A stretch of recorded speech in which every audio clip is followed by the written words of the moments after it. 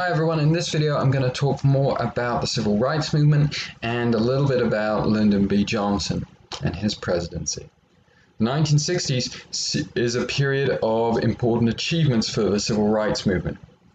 It begins with sit-ins that are carried out by African Americans who enter segregated bars and restaurants and sit there waiting to be served, enduring, in many cases, abuse and threats of violence while they do so. We find this movement spreading to around 100 cities. Even though 3,500 people are jailed, in the end the movement is a success.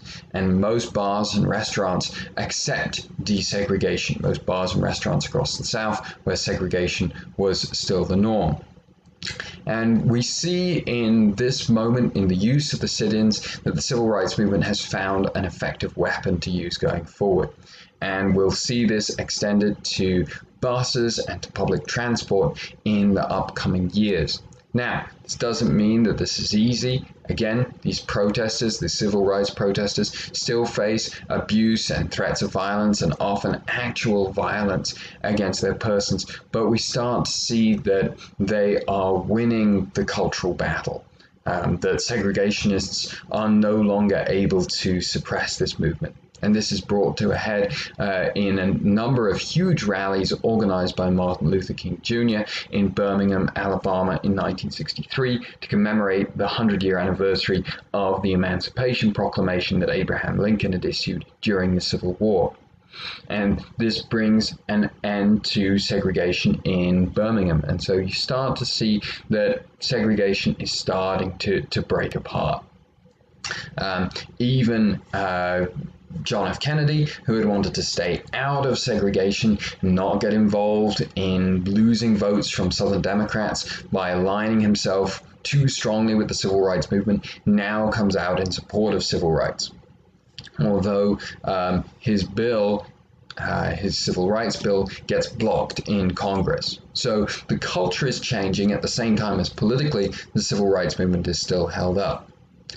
During this period, we also see more radical approaches to civil rights and a change in emphasis among some of the more radical members of the African American community. And this is epitomized by Malcolm Little, or more commonly known as Malcolm X, a man who, in the end, felt that the type of integration that Martin Luther King Jr. was calling for, or that Booker T. Washington had called for, was still a type of oppression, that American society was in a sense irredeemable, that it would always be structured around racism, and therefore that the whole society had to be destroyed and overthrown in order to be rebuilt as a truly equal society. And this gives rise to the Black Power movement, which is focused on this overthrow of traditional American society and culture, and the Black Panther movement, which is the militarized version of the Black Power movement. And so we start to see more radical and more violent approaches to achieving and really a different standard of racial equality that are coming to the fore, that are in competition, in tension, in dialogue with the mainstream civil rights movement that Martin Luther King Jr. is leading. After Kennedy's assassination, he in a sense becomes more powerful. His memory becomes more powerful. He's remembered, at least during his lifetime as president, as someone who was a charismatic president, but a mediocre president. In his death, he becomes a martyr, and his civil rights program, his New Frontier program, they become much more popular. People see it as a way of honoring the legacy of someone who was a martyr for the United States. And so his successor, his vice president, Lyndon B. Johnson, who is extremely successful at moving bills through Congress, at getting bills passed by Congress, is able to get the Civil Rights Act passed in 1964. And this was different from other civil rights acts because it not only guaranteed citizens the right to vote, so that's kind of the next frontier. We're moving beyond a segregated society. That's starting to fall apart under pressure from civil rights activists, but voter suppression is the next battle that civil rights activists are trying to win. And the Civil Rights Act movement of 1964 helps achieve this.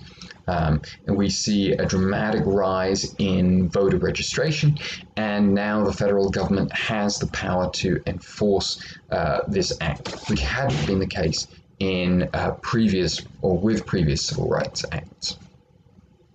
Civil Rights Act is part of Lyndon B. Johnson's effort to establish his reputation, his legacy as a transformational leader of the United States. Even though he was from the Deep South, even though he was from Texas, he is someone who has benefited from the New Deal growing up, who's a believer in the New Deal, who's a believer in the progressive agenda and extending and expanding the progressive agenda in the United States. And so his first program is known as the War on Poverty, and it's designed to further expand federal assistance, federal involvement in the lives of American citizens. It provides federal money for job training for Americans, it provides greater federal educational assistance, and it establishes a food stamps program for those who are having difficulty finding the money to buy food. And so this is Johnson's effort, the latest effort in the progressive movement to end poverty in the United States. And it leads to something of a conservative reaction, led by a Californian politician named Barry Goldwater with the Republicans. And so we're starting to see this switch taking place where the Republicans are becoming the more conservative party, the Democrats are increasingly the progressive party. And Goldwater and the conservative Republicans who start to align themselves with him see Johnson's war on poverty as leading to a totalitarian government, a government that controls and is interfering in all kinds of different aspects of people's lives. Nevertheless, in the election of 1964, Goldwater is thoroughly defeated by Johnson. Goldwater's ideas in some areas might have been popular, but in general he was not as skilled a politician as Johnson was. He looked more extreme than he was, and people were afraid to vote for him.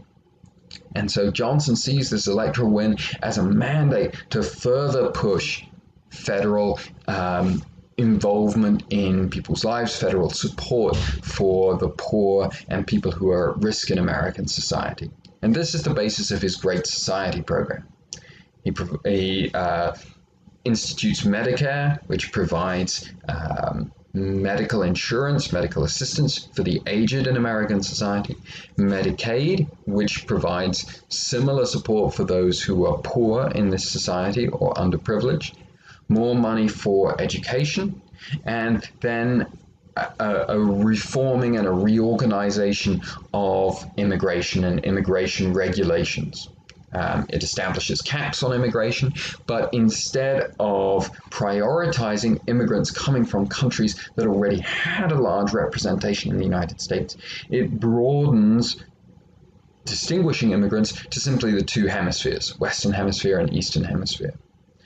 So this is kind of a complicated concept, but essentially what Johnson is, in the past, there was a focus on trying to change American society gradually. And so there was a cap for each country and immigrants from each country into the United States. And it was weighted depending on how many immigrants from that country were already in the United States. So if there are a lot of German immigrants in the United States already, that means that the cap for German immigrants each year will be higher than the cap for another country that has fewer immigrants, like Spain or Portugal. And so what Johnson is doing here is is taking a more liberal approach. It's saying that we're going to do away with these kind of calculations, and instead we're just going to accept about 120,000 people each year from anywhere in the Western Hemisphere without trying to calculate how they'll fit in with existing American populations. Was the Great Society successful? Yes and no. It's certainly true that it reduced poverty. It's certainly true that it increased access to medical aid. At the same time, it also has to be said that it reduced poverty by providing people with more government assistance. In the end, it's hard to see a large segment of the population that was made independent or autonomous as part of the as part of the Great Society. So there again, you have the increase in government involvement in people's lives. Secondly, you also see people, as it were, taking advantage of these programs. So because there is more government funding now for single parents, you start to see a rise in divorce. So the government program is instituted to care for people who are in a very difficult situation, but it also encourages people to take the risk of putting themselves in that difficult situation, relying on the funds that the federal government is providing. And we see something similar with healthcare. Once hospitals know that the government is going to pick up the tab for those who are poor and those who are aged, we start to see medical bills rising through the roof. So there are ways in which the Great Society program is successful. There are ways in which it's limited.